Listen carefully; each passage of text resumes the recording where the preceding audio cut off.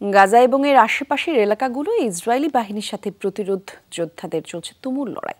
হামাসের সাথে আল কুদস এবং আল কাশেম ব্রিগেডের যোদ্ধারা কঠোর প্রতিরোধ গড়ে তুলেছে। সুজাইয়া এলাকায় কুদস ব্রিগেডের হামলায় প্রাণ গেছে কমপক্ষে 4 ইসরায়েলি সেনার। এই অবস্থায় অভিযানের পাশাপাশি আত্মরক্ষার জন্য আইডিএফ সেনাদের তাগিদ দিয়েছে ইসরায়েলি প্রতিরক্ষা মন্ত্রী। স্যান্ডেলিনা সো, রূপচর্চায় আভিজাত্য।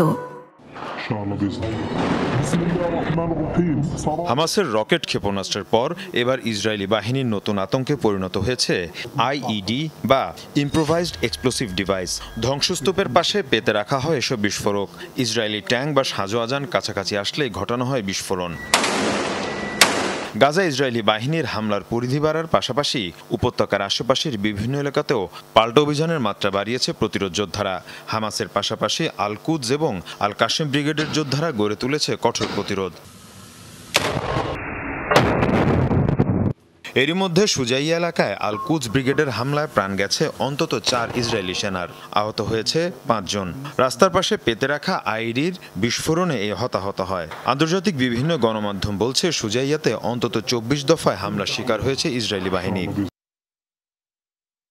এ অবস্থায় যুদ্ধক্ষেত্র পরিদর্শনে যান ইসরায়েলি প্রতিরক্ষা মন্ত্রী। অভিযানের পাশাপাশি আত্মরক্ষার জন্য আইডিএফ সেনাদের তাগিদ দেন ইয়োভ গ্যালান্ট।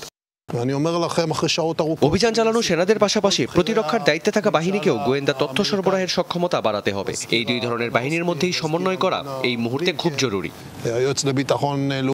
এদিকে পাল্টাপাল্টে হামলার কারণে সুজাইয়া ছাড়ছেন সেখানকার বাসিন্দারা। কর্তৃপক্ষ বলছে এখন পর্যন্ত 60,000 মানুষ হয়েছেন বাস্তুচ্যুত। মীর মুশফিকা হাসান, যমুনা নিউজ।